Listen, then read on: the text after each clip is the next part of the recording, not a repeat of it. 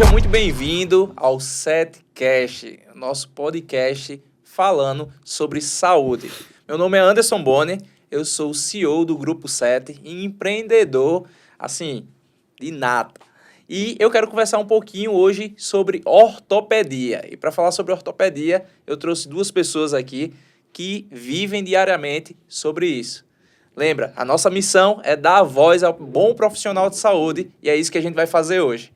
Para entrevistar junto comigo, eu trouxe ele. Ele é residente, ele é R3 na parte de ortopedia aqui em Recife. Estamos em Recife, não em João Pessoa. Calma, João Pessoa, a gente vai voltar para João Pessoa. Mas é nossa série aqui em Recife. E ele vai estar entrevistando um médico convidado hoje comigo. Seja muito bem-vindo, Pedro Dantas. Opa, valeu, obrigado pela oportunidade. Meu nome é Pedro, sou o R3 de Ortopedia e Traumatologia aqui em Recife, no Hospital Getúlio Vargas. Vim aqui para compor essa ilustríssima banca para entrevistar o nosso amigo aqui, Dr. Rafael. E nosso convidado mais do que especial, ele, tá lá na agência. Ele é o queridinho do momento, que vive correndo com o Caio, vocês sabem. Ele até arriscou jogar futebol lá no estúdio também, quase quebrou tudo, mas é uma honra ter ele e conversar um pouco sobre essa profissão que nós gostamos bastante, vivenciamos no dia a dia, dentro do consultório e também dentro dos hospitais, né? Porque a gente está acompanhando de forma direta as cirurgias que ele faz, mas ele é ortopedista, especialista em joelho. Seja muito bem-vindo, Dr. Rafael Lucena. Obrigado, valeu, obrigado pelo convite. Meu nome é Rafael Lucena, sou ortopedista, como bem falou nosso amigo Anderson, ortopedista com especialidade em cirurgia de joelho. E estou aqui com essa grata missão de falar um pouquinho sobre essa belíssima área que é a ortopedia. Pois é. Trouxe um residente e um médico, viu? Então só faltou estudante aqui para completar a sequência. Completar o time, né? Mas eu acho que a equipe vai conseguir tirar aí boas dúvidas, vai conseguir esclarecer muita coisa aí pro pessoal.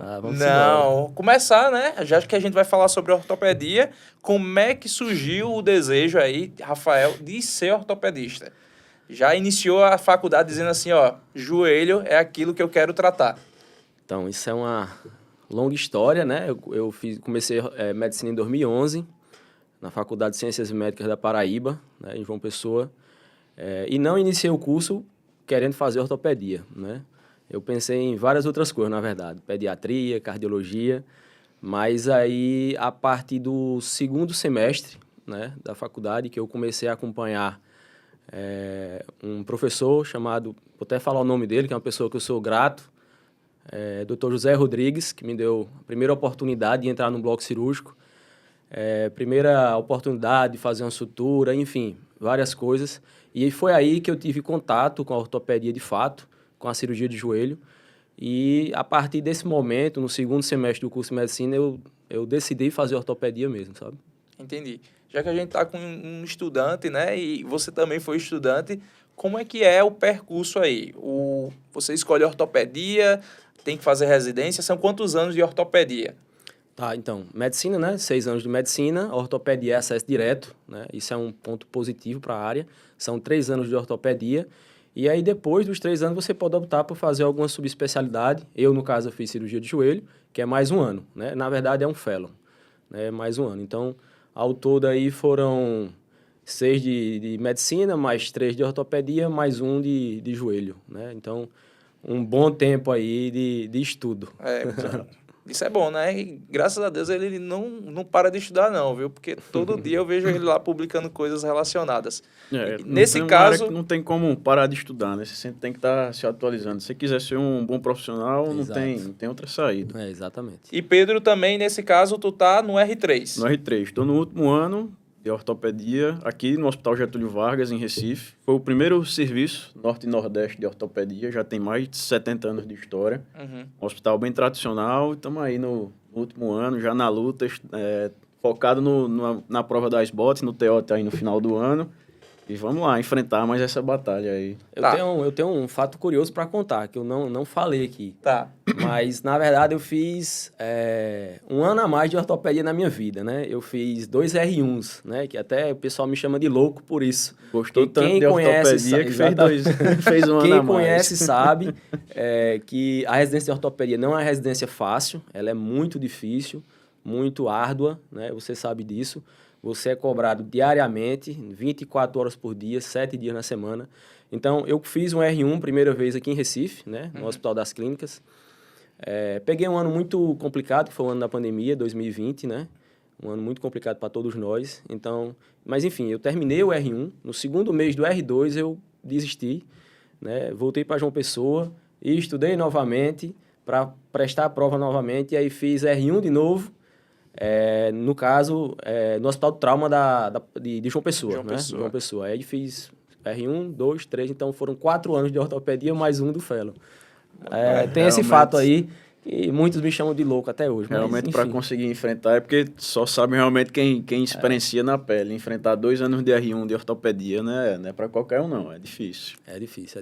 Mas estamos aí, estamos na luta. Valeu a pena, né? Valeu a pena, com certeza. Não, e Pedro, estudante, fez medicina, 6 anos em João Isso. Pessoa. Você é de João Pessoa também? Não, sou cearense, sou de Juazeiro do Norte. Fiz faculdade nas Ciências Médicas também, em João Pessoa.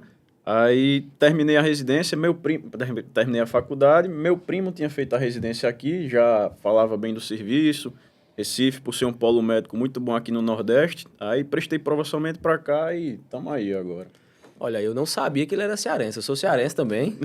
Olha as coisas aparecendo. Eu sou cearense, sou de Brejo Santo, Ceará. Sou de Juazeiro do É Norte. pertinho, nem sabia, coincidência. Isso aí não foi nada combinado, não. Exato. Não tá marmelada aqui, Não é marmelada, não, exatamente. São cidades próximas lá no Ceará, né? Isso. Faz tudo parte ali do Cariri cearense, sul do Ceará. Aí vim para João Pessoa por conta do curso de medicina, lá em 2011. Aí acabei ficando. Rapaz, e eu conheço alguns médicos que são do Ceará também, a ortopedia, tá tudo interligado ali, né? Tem um ditado que o cearense está em todo lugar. O cearense, onde você for, sempre tá lá presente. É verdade.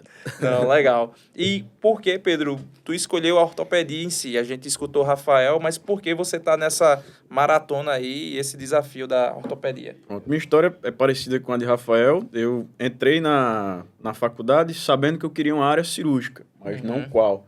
Pensava em cirurgia geral, só que o grande problema é que cirurgia geral você não tem o acesso direto para fazer a subespecialidade, por exemplo. Exatamente. Você tem que fazer os 3 anos de cirurgia geral para depois fazer gastro, para fazer torácica. Então, isso aí já foi um empecilho para mim. Mas até o 3º período eu pensava realmente fazer cirurgia geral. Chegou no 4º período, entrei na primeira cirurgia de ortopedia, era uma cirurgia de joelho.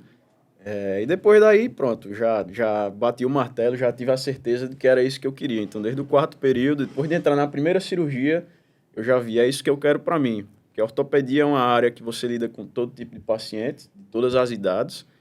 É uma área muito resolutiva, você consegue ajudar bastante o paciente de uma forma que muda o estilo de vida, muda realmente a vida do paciente. Então, é uma coisa que me chamou muita atenção. Você consegue dar uma qualidade de vida, consegue Trazer ajudar, um resultado. Exato, Exatamente. muito Não é paciente. desmerecendo, não, nenhuma outra área, mas é como você falou, uma área bem resolutiva, objetiva, você vê resultado mesmo, de fato, sabe? Então, isso é muito gratificante pra gente. Isso na parte da ortopedia, você consegue trazer reabilitação para o paciente. Na parte da traumatologia, é muito interessante você ver um paciente estar ali com fratura na perna, você opera no outro dia o cara volta a andar. Então, assim, Exato. a depender do tipo de tratamento que você faça, o paciente sai de uma cama e volta a andar, tem uma vida relativamente normal, precocemente, sabe? É gratificante, com certeza. Tem algum momento marcante dentro da residência que você lembre? Vai ser difícil pontuar porque R1, R2, Rapaz, R3... Pode ser um momento engraçado ou emocionante, algo que marcou a tua residência. Tentar lembrar aqui, porque foram alguns, certeza. Um é pouco. Ou um professor que marcou, Ah, tem. que foi referência para você. Tem alguns. Mas a gente sempre lembra do chefe, né? O chefe que não é tem aquele, como... o cara... Não que eu, assim, carrasco, mas é o cara que impõe mais respeito, né? E eu lembro muito das visitas que a gente tinha lá no Hospital Trauma, nas segundas-feiras, todo dia, 6 horas da manhã. E eu lembro que uma vez eu cheguei 6h e 1 minuto. Caramba. O chefe disse, você não vai entrar. Caramba! Exatamente. Exatamente. A nossa área, né, tipo, principalmente os chefes de residência de ortopedia são muito Você cobra aquilo Rigorosos. que deve ser rigorosos, feito. exatamente. Então, vou até mandar um abraço para ele, Dr. Edges, uma pessoa que eu respeito e admiro muito. E ele está correto mesmo, acho que tem que ser dessa forma, entendeu? Mas foi um fato assim que eu fiquei na hora muito triste, com raiva ao mesmo tempo, que 1 minuto de atraso, você fica pé da vida na hora, mas é isso aí, entendeu? Entendi. E você, Pedro, tem algum momento que você tá vivendo isso, né? Ou alguma dificuldade que você encontra, algo que você superou? Então, dificuldades são várias. Como a gente faz residência no sistema público de saúde, a gente sofre muitas dificuldades. A primeira, eu acho que é estrutural. Como eu falei, meu hospital tem mais de 70 anos, se eu não me engano, são 74 anos. É a mesma estrutura. Então, assim, estruturalmente a gente sofre muitas dificuldades de acesso, de tudo. Mas de histórias marcantes, eu acho que vai ficar meio que redundante porque é desse jeito. Porque parece que é uma coisa ortopedista, é tudo igual. Então, é justamente isso aí, de cobrar horário, você chegar 1 minuto atrasado, boa noite, aconteceu alguma coisa pra você se atrasar hoje, é sempre dessa forma. A questão da hierarquia também é muito Isso. forte na nossa área, né? A gente tem que respeitar muito o nosso R+, que a gente chama, né? Que, no caso, o R1 tem que respeitar muito o R2, o R3 e por aí vai. Então, a questão da hierarquia é muito pesada na ortopedia. Então, a pessoa que for escolher ortopedia tem que ir com essa mentalidade, né? Do respeito máximo para com aquele, na verdade, que está há mais tempo. Entendeu? Isso, às vezes eu acho que isso pode ser um ponto, pode ser uma dificuldade para muitas pessoas, que às vezes você, que, por conta da hierarquia, você tem que fazer o que a pessoa mandar e às vezes você pode não concordar com a conduta e às vezes é muito difícil você seguir um direcionamento de uma pessoa que manda só porque ele chegou lá 1 ano a mais que você. Só que essa questão da hierarquia realmente pesa muito e é uma coisa que é importante. E às vezes são pessoas até mais novas que você. Exatamente. Você tá lá, 36 anos, o cara tem 30 anos, um exemplo. Mas ele é seu R+. Então, Entendi. independente da idade, você tem que ter um respeito, sabe? Entendi. E qual foi o momento dentro da residência, que aí todo mundo acha que residência é Grey's Anatomy, né? 1000 maravilhas, você vai lá se dedicar em fazer uma série, mas qual foi o momento que você decidiu e entendeu que joelho era aquilo que você queria? Boa pergunta. Isso muita gente me faz essa pergunta, mas na verdade eu já entrei no curso na ortopedia querendo joelho, né? Como eu falei, eu acompanho um ortopedista desde do P2, que a gente chama, né? Segundo período, e ele era cirurgião de joelho. Então, na verdade, eu escolhi fazer ortopedia por conta do joelho. Legal. Eu até brinco com algumas pessoas, digo que se eu pudesse passar direto para a cirurgia de joelho, eu passaria. Porque, de fato, eu entrei na ortopedia já querendo joelho. Então, eu já fui muito meio que direcionado. Ali no meu dia a dia, eu já procurava estágios fora... estágios assim, cirurgias fora a ortopedia, a residência, no joelho, entendeu? Então, sempre eu estava ali no meio dessas cirurgias, de reunião clínica, de clube do joelho, essas coisas, entendeu? Então, eu já entrei querendo joelho. Entendi. Uma coisa que eu queria saber, que eu vou enfrentar agora, estou no último ano, tenho que escolher o R4, é os pontos que você levou em consideração para escolher o R4. Se foi mais essa questão da afinidade, você ter mais contato com a cirurgia do joelho e a partir disso você escolheu, você tem que levar em consideração mercado de trabalho, você tem que levar em consideração procedimentos. Tá. O que eu preciso pontuar para realmente fazer minha escolha de qual R4 seguir? Primeiro ponto em relação à cirurgia de joelho, mercado de trabalho, se eu levasse em consideração o mercado de trabalho, eu não faria. Porque é uma das áreas que tem mais profissional, né?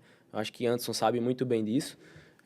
Só em João Pessoa, um dia a gente estava conversando, acho que tinha mais de 30, só cirurgião de joelho, entendeu? João Pessoa não, no caso a Paraíba toda, né? Então, se eu fosse levar em consideração muito isso aí, eu não faria joelho. Então, eu esqueci essa parte. Eu levei mais em consideração o dia a dia, né? Como seria meu dia a dia enquanto cirurgião de joelho, e era aquilo que eu queria viver. Como, por exemplo, fazer meu consultório, né? Ter meu consultório de cirurgião de joelho e as cirurgias.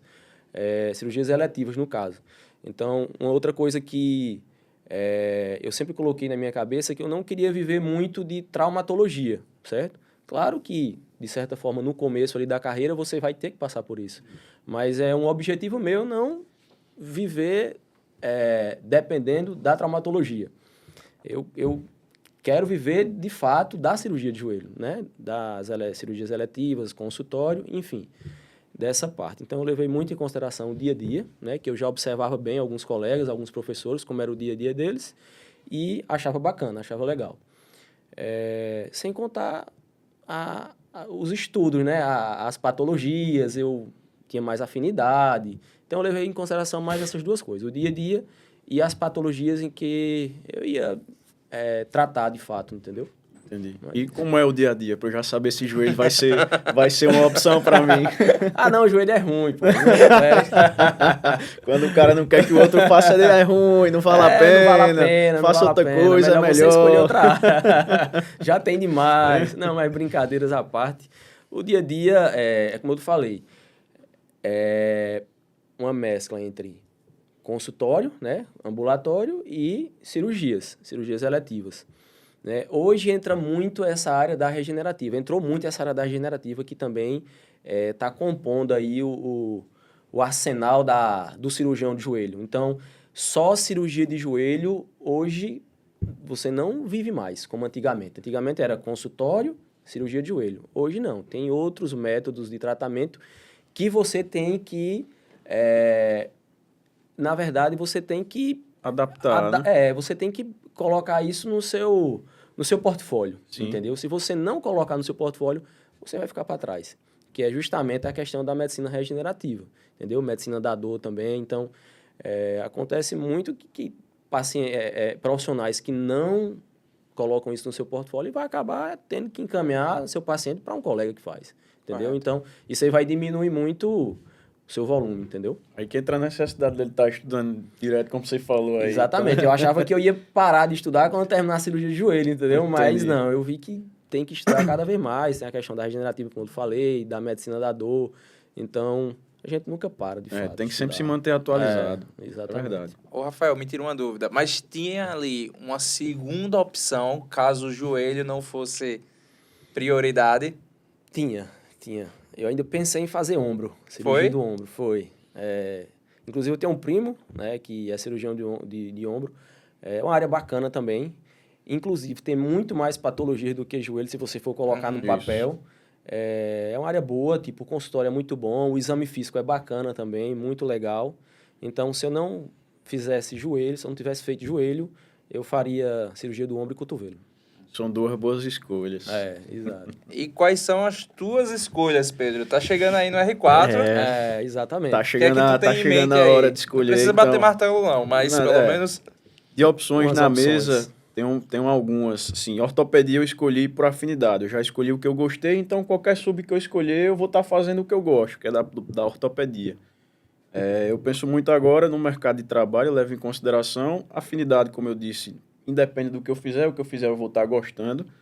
Mas levo em consideração agora, porque minha namorada passou no R4 para neurologia pediátrica. Então, assim, ortopedia pediátrica é uma coisa que versa muito com a neurologia pediátrica. Correto. Então, isso aí pontuaria bastante, porque nós conseguiríamos ser um diferencial, porque a gente estaria ali integrado, e são pacientes que demandam um olhar mais atento, um olhar mais de perto. Exato. Então, acho que seria um diferencial para o paciente ter um neurologista pediátrico, um ortopedista pediátrico junto com a família tomando certas condutas. Eu acho que isso facilitaria, seria um diferencial. Eu acho que não é todo lugar que se encontra um desse. Então, ortopedia pediátrica eu estou pensando muito, mas gosto muito de cirurgia do ombro. Cirurgia do ombro também gosto bastante, penso muito, gosto das patologias do ombro, gosto de estudar ombro. Só que o mercado de trabalho, por ser tão difícil, eu acho que eu vou ser mais tendencioso à ortopedia pediátrica mesmo. E aí, Rafael, é tranquilo? Tá aprovado? Tá aprovado. Se eu fosse examinador aqui do TEOT, eu... Passou. Passou, né? Já valeu a pena. Aprovado. Eu queria saber dos dois agora. A gente tem estágios diferentes aqui. Um residente, alguém que já está atuando na área. Vocês entendem hoje que o médico, ele precisa... Temos, em média, mais ou menos 65 mil médicos se formando a cada semestre. Está cada vez mais a concorrência... Assim, a gente contava nos dedos em João Pessoa quantos ortopedistas tinham há 20 anos atrás, por exemplo. Hoje não, a gente tem uma gama e uma concorrência muito grande. Então, hoje o médico, vocês entendem que ele precisa se posicionar, precisa ter algum diferencial, precisa aparecer de alguma forma. O que é que vocês entendem isso? Inclusive você, Rafael, que já está aí correndo atrás e fazendo acontecer. Boa pergunta também, Anderson. Eu vou só falar uma historinha assim. Por exemplo, eu me formei em 2017, certo? Não tive dificuldade para encontrar emprego. Eu, na verdade, antes de me formar, eu já estava empregado, certo? Naquela época, tranquilo. Mas o que eu vejo hoje, e, inclusive, não é de ouvir falar. Eu conheço pessoas formadas que estão há um ano sem emprego fixo. Pega repasse de plantão aqui, repasse de plantão acolá, entendeu? Então, justamente por isso, na verdade, justamente isso que Anderson falou, a quantidade de médicos que está saindo a cada 6 meses. Superlotou, isso é fato, não tem como a gente fechar os olhos para isso. Então, se antes era importante o médico se posicionar, hoje é 10 vezes mais, né? Então, se ele não se posicionar hoje, ele já está a 10 passos atrás de um cara que se posiciona, entendeu? Isso é importantíssimo. Eu não enxergava isso, né? Para ser bem sincero. Eu era um cara que isso aqui que a gente está fazendo hoje, eu nunca imaginei que fosse fazer, né? As redes sociais, minhas redes sociais hoje, eu nunca pensei em fazer o que eu estou fazendo, entendeu? Porque eu ficava com vergonha, ou porque algum colega, eu ficava pensando que o colega ia falar, entendeu? Mas eu vi que eu ia ficar para trás. Na verdade, eu já estava ficando para trás, entendeu? Então, não é questão de ter, sei lá, eu quero ser melhor do que ninguém, não. Eu só quero fazer o meu, entendeu? E é isso, Anderson. Eu acho que o médico hoje ele tem que se posicionar como qualquer outra profissão.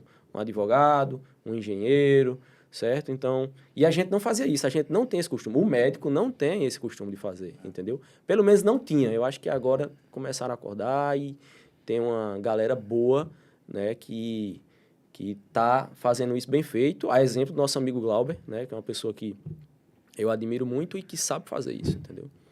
Concordo com o Rafael em tudo que ele falou aí. Eu acho que hoje não basta mais você ser só um bom médico de conhecimento ou um bom médico na técnica. Você tem que ter um posicionamento. Você também tem que saber ouvir o paciente realmente ali na queixa dele, na dor. E além dos sintomas, né? Tentar ajudar ao máximo esse paciente, não só tratar ali a patologia, mas tentar envolver o todo.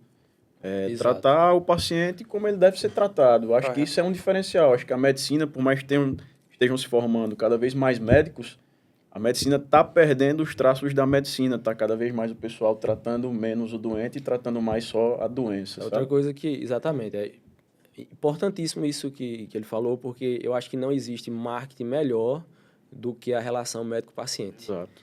A relação médico-paciente é onde você constrói o seu presente e seu futuro. Correto. Né? Ali você tratando bem, tanto no pré, no trans e no pós-operatório, durante a consulta, pós-consulta, isso é importantíssimo. É importantíssimo. Eu acho que é o melhor marketing que um médico poderia fazer, é a relação médico-paciente.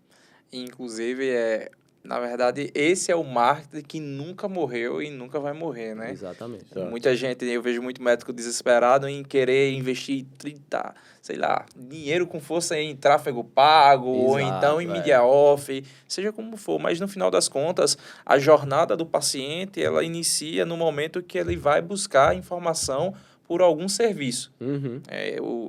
Esses dias eu comecei a sentir umas dores no peito. E aí você sabe, né? Eu tenho acesso a muitos médicos. Aí eu fiz, rapaz, eu vou morrer. Eu fiquei desesperado. Eu fiz, rapaz, o que é isso? E aí meu primo é neuro, eu liguei para ele. E eu fiz, eu preciso de uma indicação de uma cardiologista, algum cardiologista, porque eu vou morrer. E aí, a primeira coisa que a gente faz é o quê? Indicação, né? Indicação. É indicação, não tem para onde fugir. Ele, procure fulano de tal, vai te conduzir assim, e aí eu descobri que era só estresse. Então tá tudo bem. Mas é indicação. Mas é indicação, exatamente. É indicação. Um amigo, família, e aquele velho ditado nunca vai morrer, né? Se você não é visto, não é lembrado. E aí eu acho que é onde as mídias sociais ela entra para o médico, nesse sentido. Até então, a gente começou a atender diferentes áreas da ortopedia. Diferentes médicos começaram a chegar, né? E o quão importante é um médico de mão e que a gente tem referências na nossa cidade. Exato, né? Exatamente. A gente tem referências.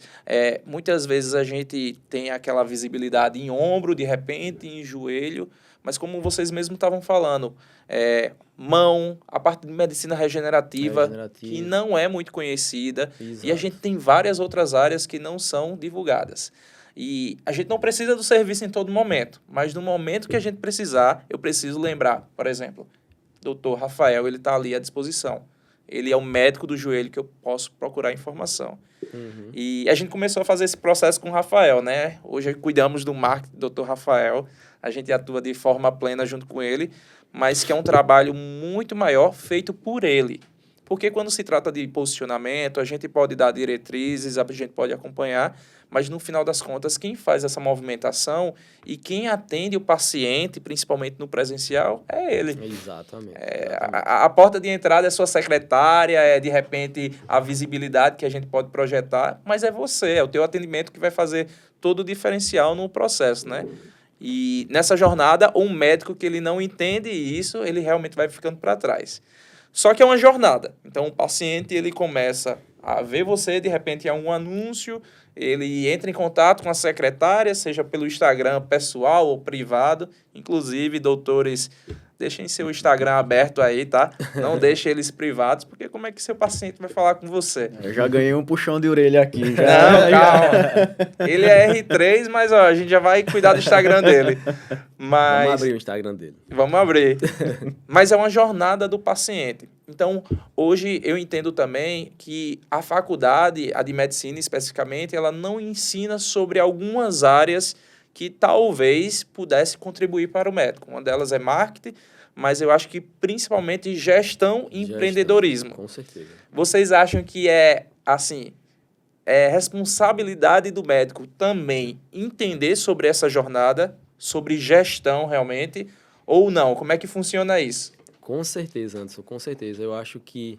Eu vou falar um pouco de mim, né? Tipo, você sai da faculdade de medicina sem saber de nada sobre gestão, sobre financeiro, né? Sobre marketing, que são coisas muito importantes. Então, eu sofri muito no começo de sair de um estudante para um profissional, estou ganhando dinheiro e eu fazer o que com esse dinheiro? Eu vou investir como? Vou gastar tudo? Eu vou ter que guardar quantos por cento isso aqui? Eu não sabia de nada, né? Depois de um tempo, né, que eu levei algumas porradas da vida, que eu fui estudar, né, essas coisas, e aí que fui me organizando e tudo. Mas isso aqui foi eu que fui atrás. A faculdade não me mostrou nada sobre isso, entendeu? E, como você falou, de fato, seria muito importante se a gente visse isso durante a graduação. Eu tenho como opinião que, assim, óbvio, você tem que...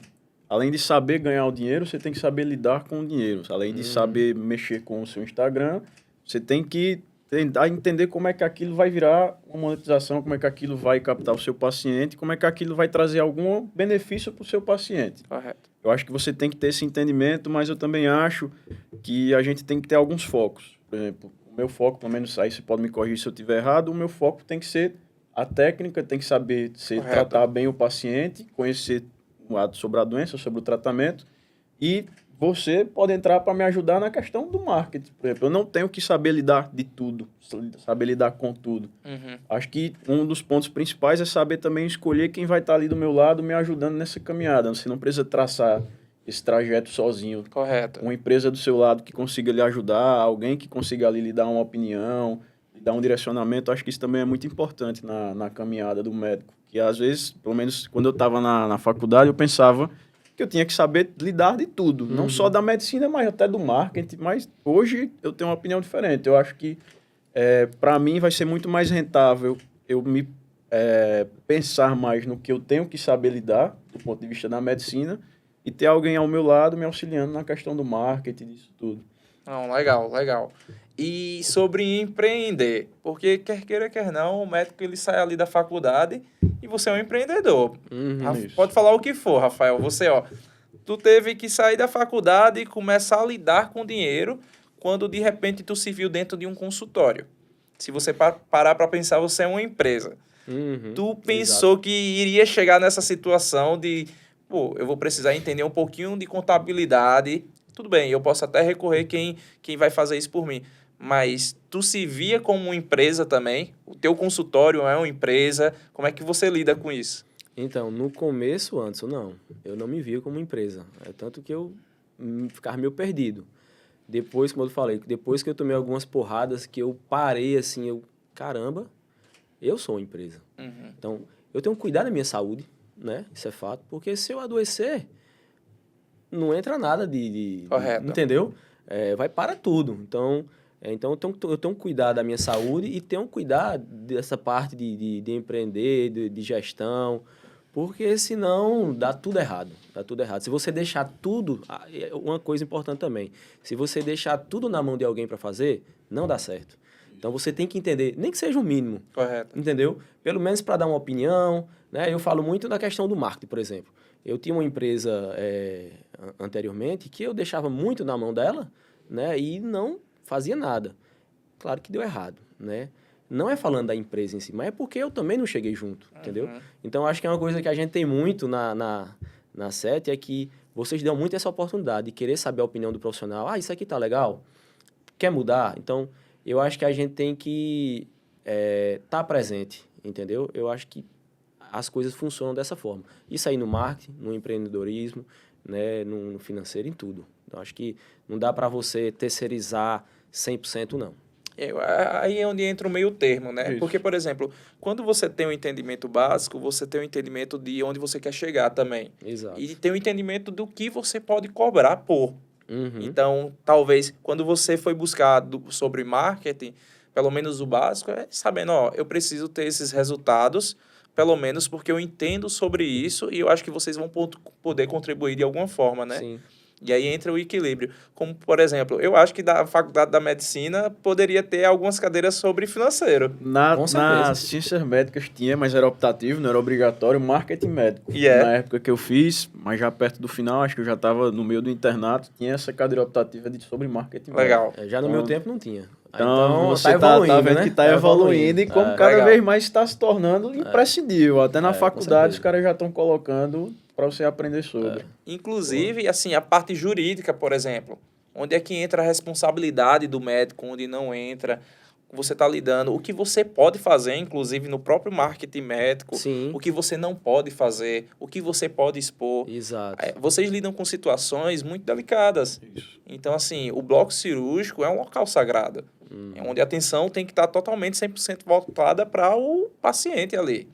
E é justamente um grande diferencial que a gente vê é quando o médico, ele sabe, ele entende, ele busca informação e ele se posiciona sobre, né?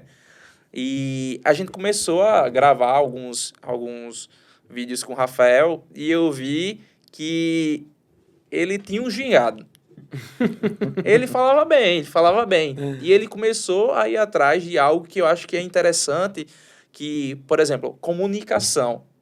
Comunicação é algo que alguns médicos, eles têm aquele dom, já vem de fábrica, né? Exato. Mas é algo que você pode correr atrás e eu percebi algo em você, Rafael, que você começou a buscar. E comunicação é uma habilidade que é possível para todos. Foi uma dificuldade para você pegar um celular, falar com câmera, como é que funciona isso? Cara, muita. Eu acho que isso aí é um dos maiores médicos do médico. O médico hoje não tem mais medo do plantão, o medo é de pegar o celular para... Eu costumo falar para o pessoal lá da SET que o pior dia do mês é quando eu vou para lá para gravar vídeo. Eu já fico nervoso de manhã. Mentira. Ele tava gravando essa semana fazendo embaixadinha, pô. Natural. Natural. Veja, deu uma melhorada. Esse nervosismo já foi diminuindo, mas não foi antes. Eu acho que nos primeiros meses, assim, no primeiro mês, eu fiquei nervoso. Muito nervoso. Então, eu tinha essa dificuldade. Ainda considero que eu tenho, assim, eu não sou muito desenrolado, mas vai evoluir. Enfim, eu pegar o celular para gravar um vídeo, eu travo muito. Antes, acho que há uns 3 anos atrás, acho que lá quando estava no R2, eu gostava de gravar alguns vídeos acadêmicos. Aí eu lembro que eu comprei um tripé, uma luzinha, colocava o celular aqui e tal. Para eu gravar um vídeo, sei lá, 1 minuto. Eu acho que eu demorava 1 hora para gravar, porque eu errava. Enfim, não ficava legal, demorava muito.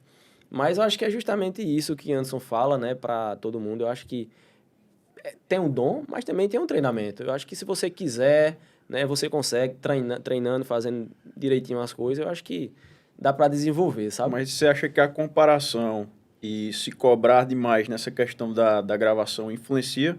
Porque eu falo assim, eu ainda não tive essa experiência de começar a gravar vídeos, Sim. mas minha namorada começou a gravar os vídeos como pediatra e eu via que os vídeos dela ficavam muito bons, conseguia transmitir a informação com a naturalidade. Você captava a mensagem, mas ela não gostava. Ela dizia que estava ruim, cobrava, não queria postar, dizia que o vídeo estava ruim, aí achava um defeito, não, a luz, não, minha posição ficou ruim. Aí isso Você acha acontece que... sempre. Acontece. Nos vídeos lá que eu gravo, tipo, na hora que eu vejo, caramba, não ficou legal. Aí os caras falam, não, mas ficou muito bom e tal. E eu aceito. Quando posta depois, eu vejo que de fato ficou legal, entendeu? É porque você se cobra muito. Eu mesmo, assim, eu me cobro demais. Eu quero que fique perfeito e tal. Não vai ficar perfeito, não vai ficar 100%, entendeu? Mas... Então é uma coisa que você tem que preparar o psicológico, Exato. saber que não tem como... E eu acho que, assim, você tem vergonha, às vezes, de se ver num vídeo. Eu mesmo tenho, entendeu? Eu fico olhando assim, aí às vezes quero me comparar com alguém, com A, com B, com C, de caramba, não ficou bacana. Porque é tudo novo, assim, pelo menos pra gente, pra mim, é novo aquilo dali, entendeu? Eu não tinha esse costume de estar gravando vídeo. Mas é isso, eu acho que é não parar, né? É treinamento e dá tudo certo. E é uma habilidade que é possível para você desenvolver, não é algo impossível, né? Eu lembro quando o Rafael ele começou a gravar e ele chegou tímido lá no escritório, aí eu vi a primeira gravação dele e ele timidão, aí eu fiz, não, ele vai desenvolver, é possível. E eu acho que uma das principais características, e eu admiro muito nele, é a força de vontade de querer fazer acontecer. Ele até indicou um amigo dele lá pro escritório, e aí ele já chegou, ó, eu quero que nem Rafael, assim, ó, seguindo esse padrão. E Então ele já virou referência. já virou referência. Mas, principalmente, eu identifico que, claro, existe a vergonha, como todo mundo, mas a gente estava conversando em off, nos bastidores, antes de começar a gravação, mas vocês acham que existe hoje uma dificuldade nessa comunicação porque o médico, ele cria conteúdo para o outro médico ou ele cria conteúdo pensando no paciente? Não, para o outro médico. É justamente isso. Né? Você tá gravando ali, você já fica imaginando o que é que o colega vai estar pensando vendo o seu vídeo.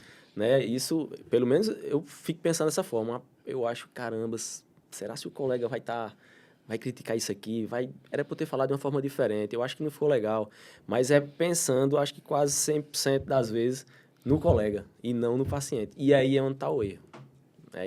Eu acho que o certo é você pensar que você não está fazendo aquilo para o seu colega. Você está fazendo aquilo para a pessoa mais importante, que é para o seu paciente. Entendeu? Então, às vezes não é até legal você estar falando de forma técnica. Você tem que falar de forma tranquila, que o paciente possa entender, entendeu? Então, eu acho que é isso. Antes aí você falou muito bem, era para eu ter falado antes, mas boa. Não, mas a gente percebe muitos médicos preocupados com o julgamento dos outros médicos, né? Acho que essa é a principal dificuldade. E aí, consequentemente, você se utiliza de termos técnicos e aí vem a cobrança porque você precisa dar aquela aula de EAD e você esquece que mídias sociais não é sobre EAD, né? Mídias sociais é sobre relacionamento. A gente lembra quando o Mark ele criou o Facebook lá do zero, é sobre você adicionar amigos e fazer, compartilhar fotos, que depois foi para vídeos, que hoje você compartilha. Então, consequentemente, foi uma construção. E o médico ele pode usar disso a favor. É possível utilizar a favor. Mas existem meios, canais e formas, né? Canais, quando a gente começou a desenvolver a estratégia de Rafael, a primeira coisa que a gente faz é desenvolver uma estratégia para ele, porque é possível ele encontrar o paciente dele em plataformas diferentes. Isso. O Instagram não é a única ferramenta que você, médico, vai encontrar paciente. Eu achava que era. Pois é. Eu tinha essa ideia. Agora vocês estão desmistificando aqui para mim, mas eu achava isso também. Não. Quanto estudante, residente, a gente não se preocupa muito ainda com a questão do marketing. Então, a gente não procura tanto saber, mas foi até uma novidade para mim saber que existem outras plataformas, fora o Instagram, que você consegue captar em vários locais, transmitir sua mensagem. Existem outras plataformas e existem estratégias para você se tornar visível e atrair aquele paciente, que também é uma grande dificuldade, porque por ética em si, o médico ele é ensinado que ele muitas vezes ele não pode vender.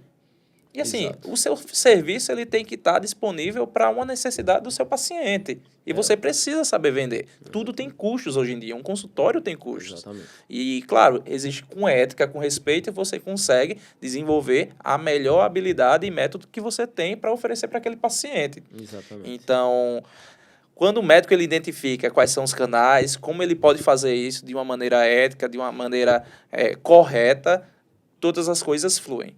Contudo, é aí onde começam as principais dificuldades, porque você encontra concorrentes. E aí você tem uma linguagem, um posicionamento, um tom de voz, e a gente começa a atrair isso para colocar na estratégia que a gente desenvolve, como a gente fez de Rafael.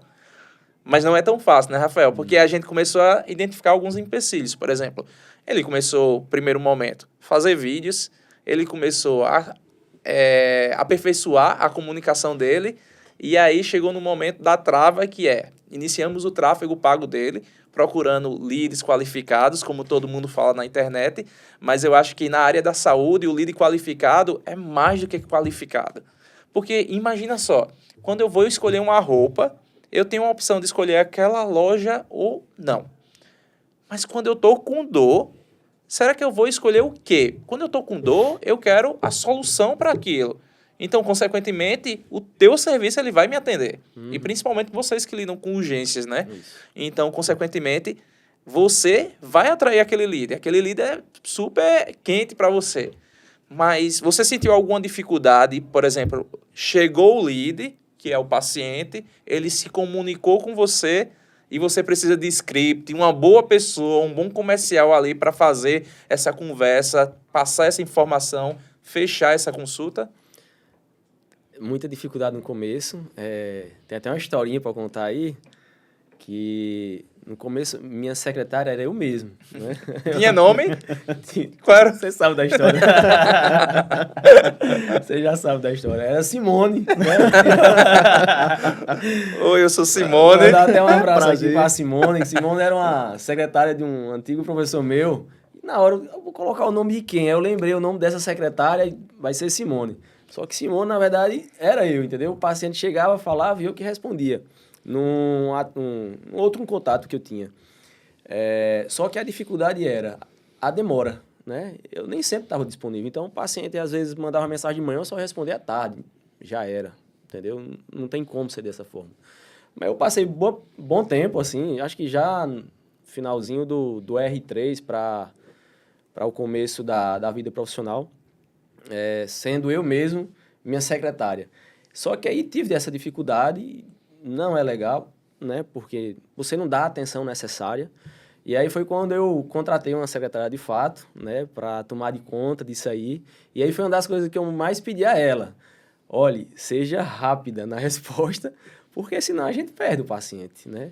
Porque eu tinha essa experiência comigo mesmo, né? E aí, assim, a gente está começando ainda, mas comparado com o que era, está evoluindo bem, né? Eu acho que sim, né, Anderson? É uma pessoa boa, né? Responde rapidamente, é cordial. Treinada, outra coisa importante. Eu passei a treinar ela, eu falei da forma que eu queria, fazer o follow-up com o paciente pós-consulta, pós-procedimento cirúrgico, entendeu? Perguntar como é que tá, aquela, tipo, o paciente ter uma vivência, na verdade, no meu consultório, entendeu? Não ser apenas a consulta. Acabou a consulta, ele sumir. Não. Ele se sentir acolhido, entendeu? É uma experiência, né? É uma experiência, Isso exatamente. é um diferencial. Isso é o que consegue diferenciar você de outro joelhista. Joelhista a gente chama, no nosso exato. meio, especialista em joelho. Tem até Isso alguns aí- pacientes que acham estranho isso, tipo, acha que é pegadinha, enfim, não estão acostumados a esse tratamento, entendeu? Assim, graças a Deus tá dando certo. E sabe o que é isso? Gestão. Ele foi estudar sobre. É isso. E aí é um diferencial que ele traz justamente para o case dele, né? Para o atendimento, que é um grande diferencial. E a gente notava principalmente que, primeiro, o cuidado para não fazer um marketing de forma oposta. O que isso quer dizer? Imagina, tu investindo dinheiro, chegando pessoas, querendo atendimento, tu não respondendo, tu perdendo esse dinheiro e, consequentemente, tu ficando frustrado porque o tráfego não deu certo. Quando, na verdade, você está fazendo um marketing negativo. Exato. Tu está oferecendo um serviço da qual tu não consegue responder com tempo, com habilidade. Inclusive, a gente fez algumas alguns clientes ocultos, algumas vezes, sabe? Com alguns dos nossos ortopedistas. Para mostrar a eles também o quanto isso é importante, a gestão, né, em si. E esse treinamento de ter uma secretária que entenda sobre o assunto. Imagina só, a gente começou a ligar de forma oculta para fazer agendamento de consulta com alguns dos nossos ortopedistas. E aí a gente mostrou para eles isso para poder entregar um relatório e a gente poder aprimorar justamente essa área. Então, as principais dificuldades era tempo de resposta. Quando o Rafael não responde, 8 horas depois, quando ele vai responder, provavelmente esse paciente ele já foi para outro ortopedista. E já fechou e já resolveu. Exatamente. Quando o Rafael, ele não sabe, ou não entende, ou Simone, ou a secretária dele, sobre o assunto, tem outra pessoa que sabe se comunicar muito bem. Então, a importância da secretária, ela está ali, ó, em conjunto, em saber realmente o que o médico ele tem para oferecer. E o mais importante é ter script de venda mesmo. E isso você vai adquirindo habilidade e fazendo treinamento com a sua própria secretária, né? Porque ela precisa dar direcionamento. Você falou um termo, por exemplo, que você está estudando. É necessário fazer follow-up. Então, um paciente, você precisa correr atrás para justamente saber como é que foi. Ou vai voltar? Por exemplo, uma das coisas que eu iria perguntar para vocês. Hoje, eu sei que existem casos e casos, mas após uma cirurgia de joelho, geralmente o paciente ele retorna para uma consulta? Sim. É pós-cirúrgico? Pós-cirúrgico? Sim, volta. Volta, né? Volta. Tem algumas voltas, na verdade. Algumas consultas. Algumas, né? Então, algumas... existe um acompanhamento, né? Existe, exato. Existe um acompanhamento. O quão importante é continuar esse acompanhamento. Por exemplo, pós-operatório de reconstrução do ligamento cruzado anterior. A gente acompanha esse paciente até o 9º mês. Legal. 9 meses de acompanhamento. Legal. Para a gente bater o martelo, dizer assim, você está liberado ao esporte. Então, é uma gestação, né? 9 meses. Correto. Então, não é operou e vida que segue, não. Operou e tem esse segmento aí. É importante. Você falou uma palavra importante, esporte. Vocês praticam algum esporte aí como ortopedia na raiz, mas praticam esporte? Era pra eu ter falado isso no começo, eu acabei não falando, mas a minha grande paixão é futebol. Legal. Desde criança. Sou muito apaixonado por futebol. Meu sonho era ser jogador de futebol. De fato. Já fiz teste em time, tudo no mundo. Foi, mas minha mãe não deixou. Não, mas, sério, sempre gostei. E não tenho, assim, na família, alguém né, que foi profissional, não. Mas sempre fui aquele jogador de rua, gostava de jogar interclasse, né, campeonatos de futsal. E aí, quando, enfim, não fui jogador de futebol, eu sempre botei na minha cabeça, eu vou ser médico e vou trabalhar um dia com futebol. Eu tinha isso na minha mente, sabe? Aí quando eu fui para a ortopedia está muito envolvido. Está muito relacionado. Muito relacionado. Tudo no né? Esporte, a ortopedia consegue versar junto. Exatamente. E aí quando vier com o convite de Glauber já tinha feito esse convite há um tempão já, acho que há uns 4 anos. Só que eu era residente ainda e tudo. Aí quando finalizei agora, ele fez o convite novamente, eu nem pensei 2 vezes para aceitar, já fui aceitando. Porque é um ambiente que eu gosto. Eu gosto de estar ali no meio do futebol, eu gosto de trabalhar com jogador, enfim, tá naquele clima, entendeu? Então, eu sou muito apaixonado por futebol. E outra coisa que eu faço é academia, né? É musculação, gosto de fazer um treininho ali. Não sou musculoso, não, mas eu gosto de estar sempre mantendo ali um pouquinho ativo. E inventei agora, recentemente, de correr, eu e minha esposa. Tô paquerando ainda, sabe? Não é aquela paixão, não. Fico todo quebrado no outro dia, mas é um esporte bacana, que tá em alta, muita gente tá fazendo e faz bem pra saúde. Não, legal. E Pedro também queria ser jogador? Não, nunca tive essa chance, não. Nunca fui bom nos esportes. Nenhum esporte nunca fui esse esportista. Mas, assim, sempre gostei muito também. Pensava em cirurgia do ombro. Penso ainda, para seguir também nessa vertente do esporte, que eu acho muito interessante, a questão do tratamento de lesões, a medicina regenerativa, o tratamento de dor também, que está muito relacionado ao pessoal que pratica algum esporte. Mas nunca fui do esporte, não. Nunca consegui ter essa perna para jogar a bola, não. Acho que o futebol não perdeu muita coisa para eu ter seguido a medicina, não. E falando em esporte, você falou aí de forma indireta, mas você não disse onde você está trabalhando, com quem, né? Pois é, faltou esse detalhe, né? Inclusive que foi campeão agora, né? Pois é, vamos Belo. Então, como eu falei, né? Fui convidado por Glauber para compor o departamento médico do Botafogo da Paraíba. Aceitei o convite com muita felicidade, né? Muito entusiasmo. Comecei lá mais ou menos um mês. Fui campeão paraibano agora nesse último final de semana. Tava junto lá Pé do pessoal. quente, já trouxe sorte. Falei, eu sou pé quente, não tive nenhuma derrota ainda.